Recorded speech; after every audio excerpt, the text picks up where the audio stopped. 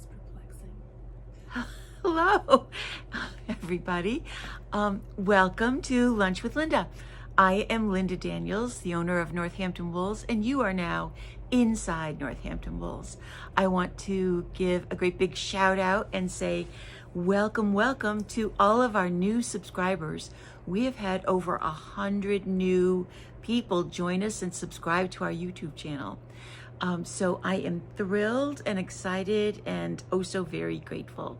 I hope that if you are new, you will say hello and let us know that you are watching us today. Hi, Amanda. Hi, Eileen. And hopefully we got the Facebook thing sorted out so that we are also live on Facebook. If you can see us there, let us know so we can follow through with that. YouTube seems to be working. Hi, Eileen. Hi, Penny. Hi, Amanda.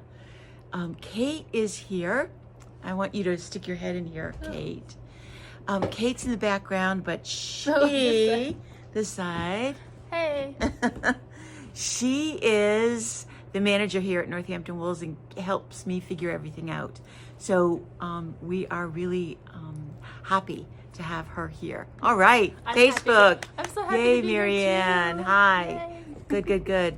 Hey, Decker. All right, so we're showing up on both of them. Yay. Woohoo. Oh, I'm so glad I found that setting. You are the smartest one. So, tomorrow is the first day of spring, and I don't know about you guys, but I started my spring cleaning. Thanks, Eileen. I just got it done. So, yeah, I just got a haircut like 45 minutes ago. So, Super fresh. it's super fresh. Exactly. Yeah, spring cleaning. So yesterday, because I was home, I started a little bit, meaning that I basically cleaned part of our bedroom right down, stripped the bed, blankets and mattress cover and sheets and everything into the wash. I feel like I had the laundry going all day long, but it always feels like such a big job to me that I do it in little bits. So every morning I will tackle like one drawer or two, clean out, sort out, get ready to put away, make sure everything that I am putting away is clean. So one of the big jobs that I will start doing this week is the big bulky sweaters that I have. They all need their bath before they get stuffed away for the summer. Thanks, Gail. Hey, from Georgia. Ms. Penner and Lucille, hi. And Shelley, hello, everybody. Yeah, so let me know, what are you doing?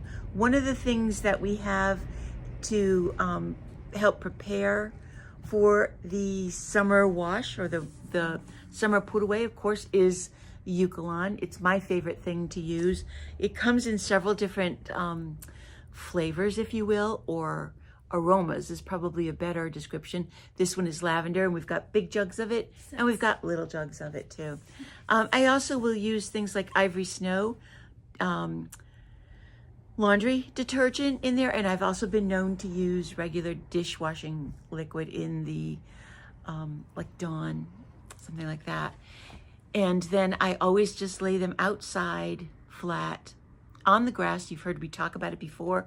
I'll put a sheet out on the lawn, and I usually do a couple of sweaters at a time and get them spread out and then cover them with a sheet so that they don't get dripped on, dropped on, or walked on, hopefully.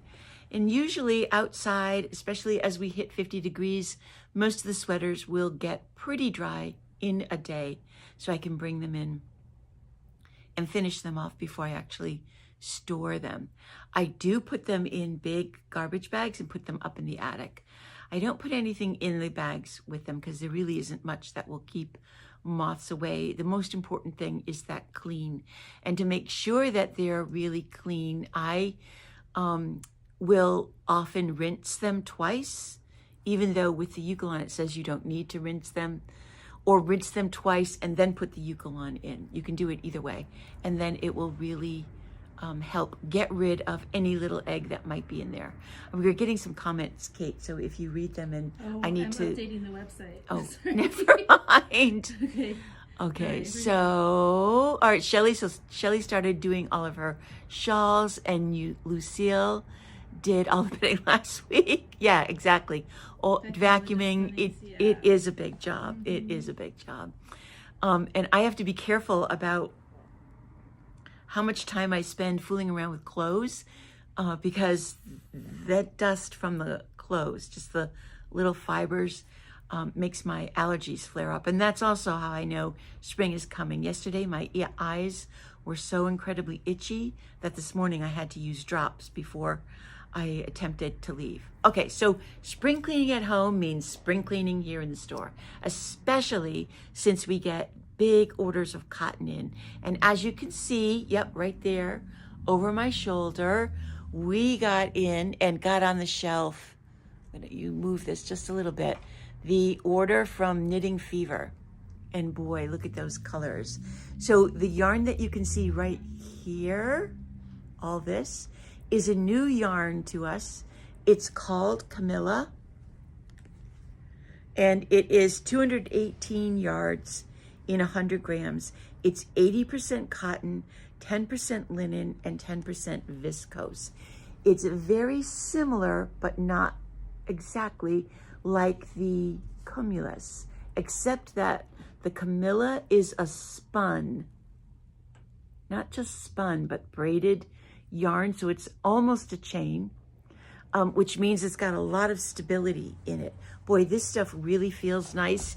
You're gonna love working with it. I haven't started the store modeled out of it yet because, like I said, we just got it on the shelf on Saturday. But the range of colors, as you can see, is really perfect for a summertime little t-shirt. This is going to be a worsted weight.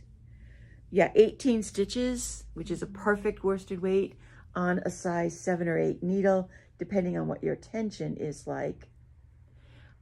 If you're a tight knitter, you'll probably like it on a 7 or an 8. If you are a loose knitter, you'll definitely want it on the 7. So there's some of the pale colors.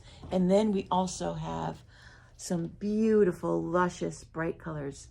I don't know what it is about this year, but boy, these colors really spoke to me when I was ordering. I was just like, we need those bright, intense colors this year. And you know, that orange to peach is the Pantone color this year. So you're going to be seeing a lot of it. And there's somebody from Dallas. Hey, Carlos. Thank you for joining us. So perfect summer knitting, that wonderful cotton, linen, and a little bit of viscose blend makes it machine washable, really helps it to hold its shape. If you've been knitting for a while and have tried to knit with cotton, that's one of the biggest complaints, is that it stretches out or doesn't hold its shape, or that it's very dead feeling in your hand. It doesn't have any give. Combining the linen and the viscose gives it a little bit more of a life, a little bit more of a bounce to the yarn.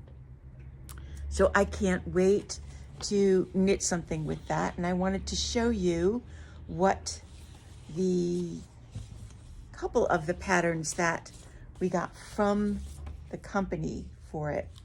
Just to show you, it's going to hold lace beautifully. This little cardigan has a cable end lace pattern and was designed by Louisa Harding and only uses 5 to 7 skeins for a nice long sleeve sweater over a dress. Light and lacy. Here's a good side view. So there's a lot of lace in this little sweater. Nice and breezy. Nice and breezy. Perfect for those evenings at Tanglewood. And then not to forget, oops.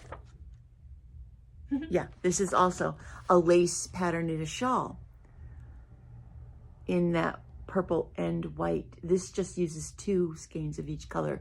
And this is a pretty good sized shawl. Yeah, it's almost right like there. So it's shawl. big, very, very big. So that's one of the yarns that we got in.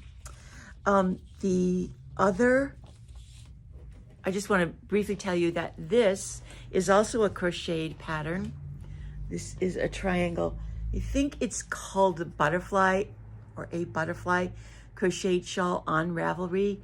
And it is a paid, I think, pattern. Could be wrong, but if you search for a butterfly shawl on Ravelry, you will be able to find the pattern. And this is done with one of our self-striping yarns. This is the Matita from Adria Phil. We've got this downstairs. This is a yarn from last year, but it does have a really long stripe, which gives you that nice, really fade from one to the other. You'll need 2 skeins of this to complete a shawl that's this size. And this is a decent size. I can really wrap this around me.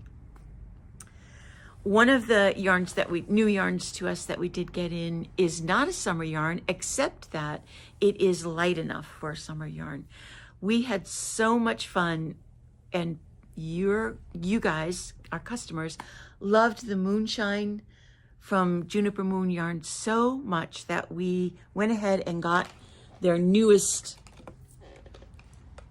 creation. This is the Moonshine Light, Moonshine Fine, hand painted. So these are multicolored yarns, and we just got 4 colors, but it is a fingering weight yarn. It's got 437 yards, and this is a combination of 30% baby alpaca, 30% wool, 25% nylon, and 15% silk. So when you feel this, it really is soft and smooth. And look at the color in this. It's gonna work up beautifully, whether you knit it. Apple Orchard. Apple Orchard, that's perfect. What, did you memorize the names, Kate? Because I don't see the name on it. Holy cow. I love this one. This one must be ocean related. Yeah, Lagoon. Because it's so pretty. Think. Lagoon, of course. And they do, just to give you an idea of what it knits up like, it is what I call a true variegated yarn. You're going to see a little bit of pooling, like in the top of that, but it's nothing that you can control or need to even worry about. It isn't a self-striping yarn. It doesn't fade from one color to the next. It really and truly is a multi-color variegated yarn, and there it is in a granny square crocheted shawl. And back picture gives you a good look at what it's like, and you can kind of see that pooling effect. It's not pooling on purpose. It's just what happens in a variegated yarn, even when you crochet it like that. Looks cool crochet. It is a really cool crochet. Remember, it's still crochet month. March is National Crochet Month. So if you don't know how to crochet, we're in the middle of a class of teaching 3 people how to crochet. So it is something that we'll do again, because crochet was the very first thing that was my first professional job, actually.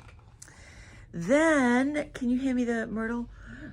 We got in one of our best sellers from last summer, and that is called Myrtle. We did this little top. This is a Tagia Hilliard design. This is on Ravelry, and it is called Wee Liam. And we did it in a yarn called Myrtle. And Myrtle is a 100% eucalyptus yarn. Like, it's called lyocell, but that comes from the eucalyptus plant. So it's actually considered a vegan, and they call it a vegan silk because it has that kind of feel. It's shiny, without being bright shiny, but shiny and smooth and oh so soft. And it comes in a big range of colors now. At first, they just did the pastels, these pastels down here that they thought would be appropriate for baby. And then this year, they added those brighter colors. So we have it stocked right here on the very end, lots of it. That little top in that smallest size only used 1 skein of it. So there's a lot of yardage. It goes pretty far, 180 yards in this tight little skein, but it is not a thin yarn.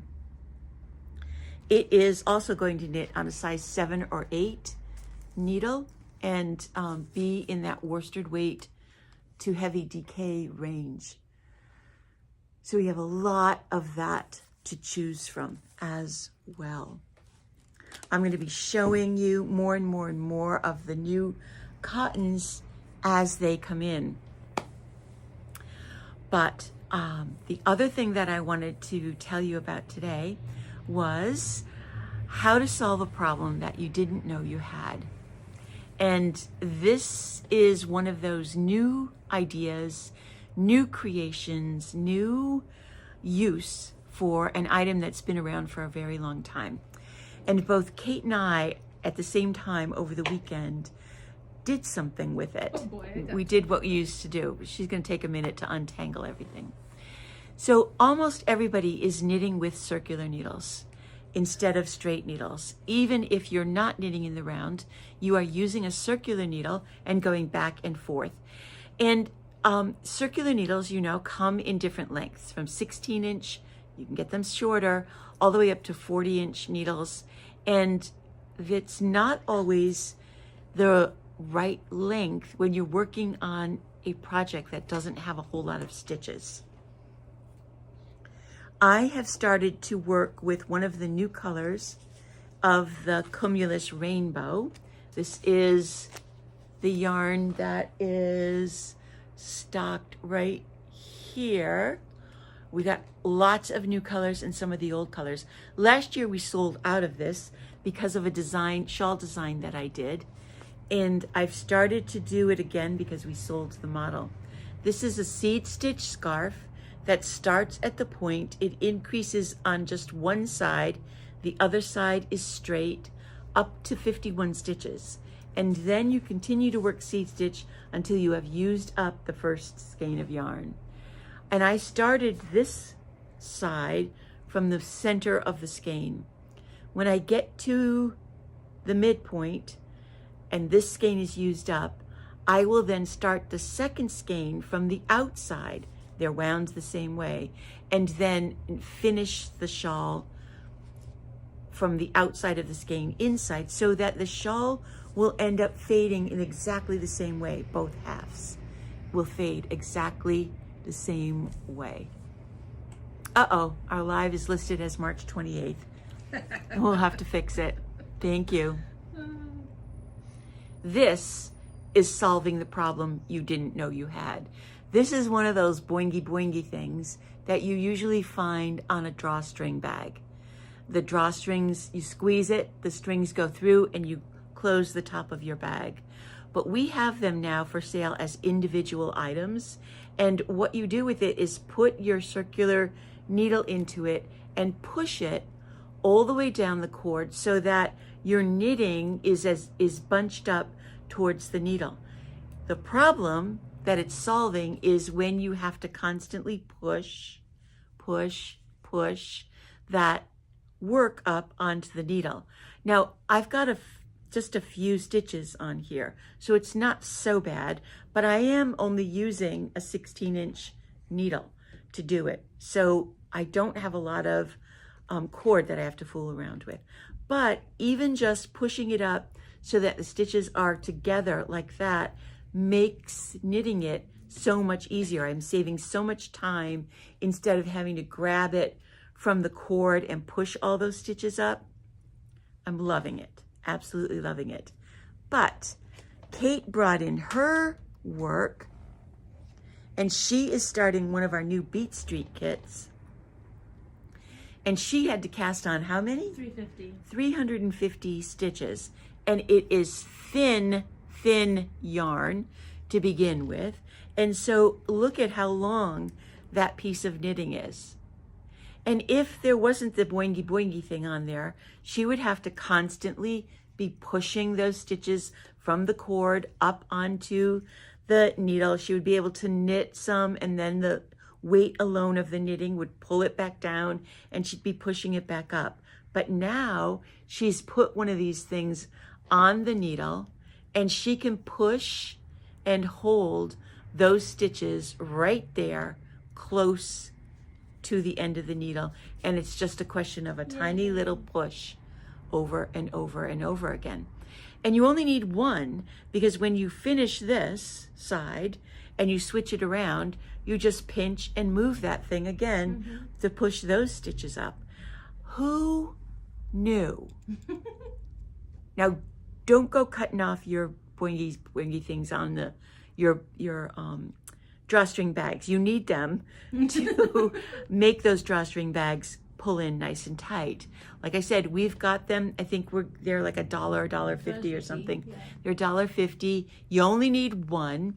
We also have ones they're a little bit wider, that have 2 holes, so that you can use it like this, but then you can stick both needles into it to hold the needles together as well. We've only got them in black right now, but we will be getting them in other colors as well.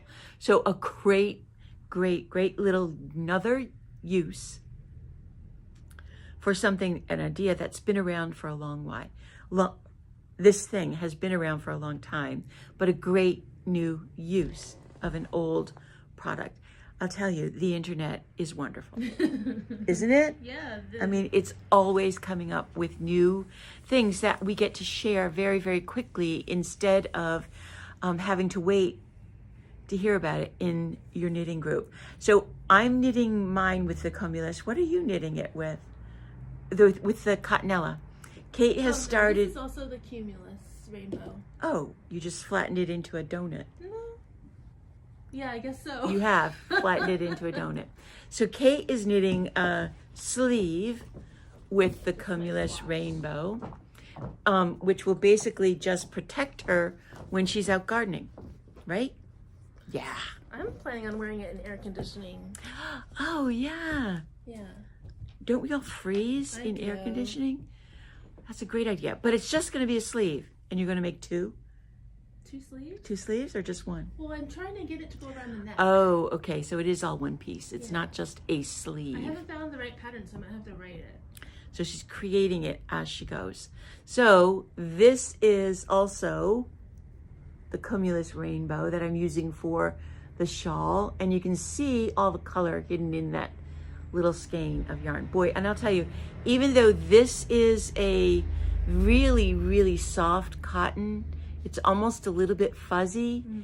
It's really, really beautiful. I really like this cotton a lot. We had a good time with it last year. That really was good. So the other thing that I started, and then I've started a whole lot of stuff. Boy, so have I. Try to get the models in the store. Last week I showed you the Promessa, which is one of those kind of like a t-shirt yarn without really being big and fat. It is much thinner, but it is a tube, which means it's really round and blown through with cotton. And I started that little crochet top that I showed you the pattern for. And boy, this stuff is really, really smooth. It actually feels smoother when it's worked than it does in the ball. So I will hopefully be able to finish this week. Just a little crochet tank that you could wear over a t-shirt or just over a skimpy little something. It'll be a skimpy thing. Skimpy. And then I started to work finally on the light and long DK cotton. And man, this stuff is really, really soft.